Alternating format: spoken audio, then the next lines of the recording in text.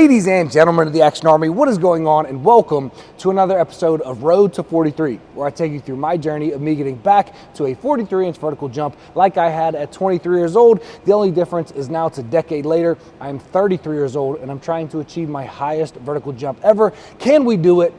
I think I can. So let me just give you guys a very quick recap. I know a lot of you already know this, but for anybody who's just tapping in, here's the quick recap. I started January 1st. Month one of my training in January, I was essentially trying to dunk in 30 days, which I did get a dunk in 30 days on 10 feet on the flimsy hoop, not the stiff rim, but I hurt my knee in the process. So month two, February, has been dedicated to going as intense as possible while rehabbing my right quad tendon. What that means is super high volume, crushing my post chain, but essentially taking it easy on all of my plyos, taking it easy on my jump sessions, taking it easy on my quad dominant knee bend, anterior chain work. Essentially anything that hurts my knee, I'm starting at very light loads and working my way up. Anything that doesn't hurt my knee, I'm beating the shit out of myself. So where we were last episode is I wasn't sure if I was going to taper or back off or deload so that I could dunk in by the end of February. And I am not going to do that, okay? If I dunk, I dunk, but I am not going to taper off. I think the smart thing to do is stick with the volume phase for the last week of February and the first 2 weeks in March, and then I'll do a 2-week taper at the end of March and see if I can't get a dunk in March. And if it happens before then it happens before then. It definitely could happen, but you never know. But anyways, I'm yapping. That's the whole recap. That's what I'm going to do for the end of February and the first 2 weeks in March. But today I'm going to do some sprints. I want to do some actual squats, albeit slant board body weight squats for my knee. Then I want to do some RDLs, some calf raises, all the stuff that I normally do. But regardless, I really don't have that much time. I have a training client here in about an hour and 15 minutes or so. So I want to make sure that I get as much done before that athlete comes. So let's sprint.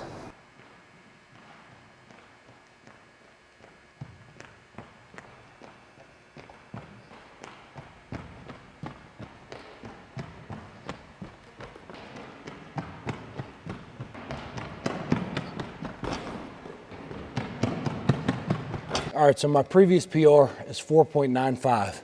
So I'm gonna go ahead and do some reps at 100% intensity. Might take me a couple reps to get into it, but we're gonna try to beat that PR.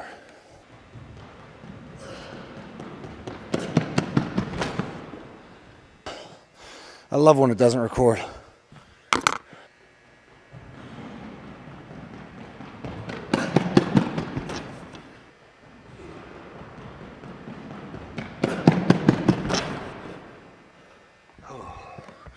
I feel really slow today.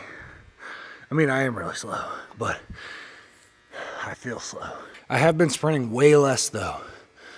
I went from probably 2 to 3 times a week sprinting to now probably once a week. So that's what you can expect.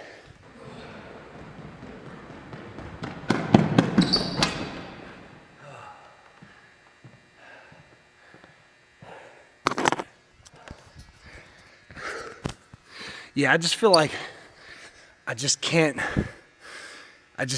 get to like that next gear. Like I feel like I have one more gear, but I just can't get there today. So to be honest, it's probably just this volume phase catching up. Man.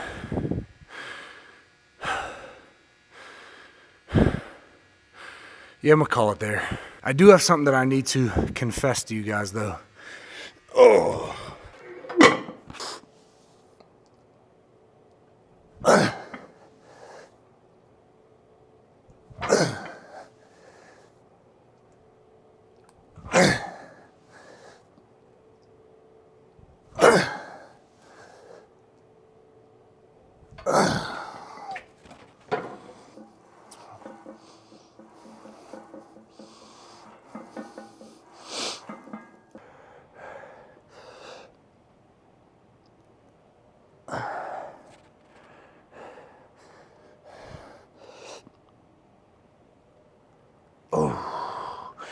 All right, so that is a really good sign.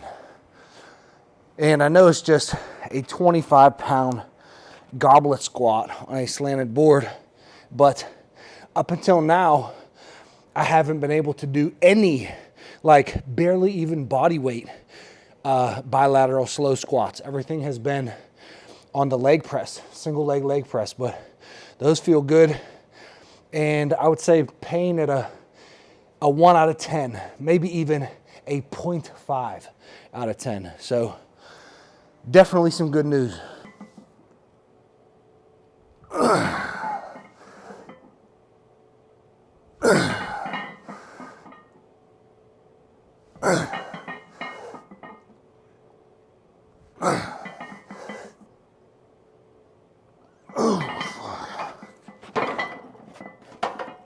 I would say that I'm getting very, very, very close to grip being the limiting factor, in which case there's a couple things that you could do.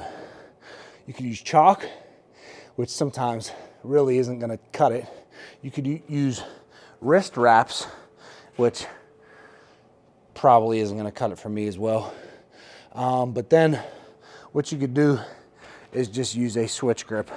Like whenever you deadlift, use a switch grip instead of a double overhand grip, which is probably what I'm going to do. Not now, but whenever I get there. And I do feel my grip getting stronger the more and more that I do these RDLs. So that's just a bonus. I'm going to use a 50-pound dumbbell. Could I be getting ahead of myself? Absolutely.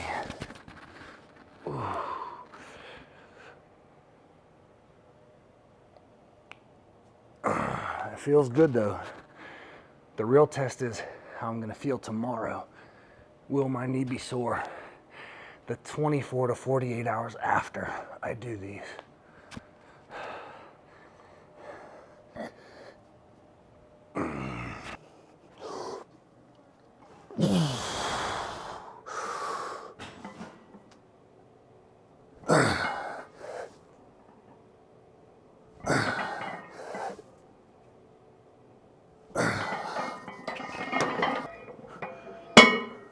All right, so we're at 3 plates, and I know that my post chain is strong enough for this, but I'm not sure about my grip strength. I think my grip really might be the limiting factor here. So I'm gonna shoot for 3, but if I have to hit 2, then rest, re-grip, hit another one, then I'll do it. I could hit switch grip right now, but I haven't done that in a long time, and I'd like to do that with lighter weight. So the first time that I get back to the switch grip, I'm definitely going to do that with lightweight and work my way up from there. So let's see.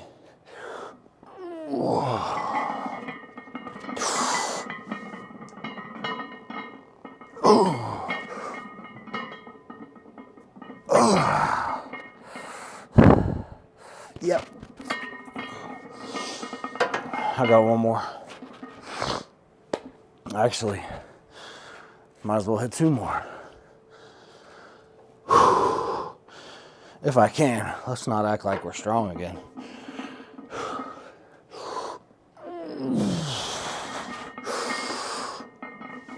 Yep. That ain't it. All right, guys, so that is going to do it for the workout. And now what I wanted to confess to all of you guys is that I've been slacking a little bit recently. I've not been locked in, and I've actually been in a really weird mood. Like I've been in a bad mood for the past like 3 days, and before that I was just like in a weird, I'm just in a funk, I would like to say. And like I skipped a whole workout, like an entire workout. I just didn't feel like doing it, so I skipped it. I haven't been like making the healthiest eating choices. Like I've still been hitting my macros for the most part, but like if I'm at 150 grams of protein for a day, like, and I'm supposed to hit 190, like I just won't hit it like these past couple days. And skipping my creatine, not that that's the biggest deal. I'm just not all the way locked in like I usually am. or like I have been for 2025. And I think it might have something to do with my high school basketball team, being that we just lost in states. So we won our first state playoff game, we lost our second game, and it's not so much that we lost our game as it is like the kids that I really have grown to love, I've built a relationship with, I've been a mentor to. Like, I've been coaching for 4 years. So this is the 4th year. Like, they were freshmen, sophomores, juniors, now they're seniors, and they're gonna move on. And you know, there's always churn, like kids graduate and new kids come in, and I'm sure I'll develop another, you know, new relationships with these new athletes. But like, I'm just sad a little bit. Like, these kids have come to, the seniors, like they've come to all these workouts. Like, I've really helped them develop. We've built a relationship, built such good rapport, and now they're leaving. And it's not to say like I can't be a part of their life forever, like I will be, and they will always be a part of my life. I've just been feeling a little bit down, a little bit sad, a little bit disconnected, a little bit like I also don't feel like a crazy desire to do any one specific thing, which I personally thrive off of. Like, I need to feel purpose. I need a burning desire to just chase something. In this 43-inch vertical jump, like, this is cool, but like, that's not my purpose in life. Like, to be honest, I couldn't give a fuck less if I get a 43-inch vertical jump. It's just something that I want to do. Like, I enjoy training, so why not have a goal to shoot for? But like, I've just been in a super weird mood lately, and I've been slacking. And something like a 43-inch vertical jump at 33 years old, like, you can't slack. Like, you can't, it's not an easy task. You can't achieve something like that unless you're locked in. So I guess that is what I wanted to confess to all of you, but that is it for this video, and I will see you tomorrow. Peace.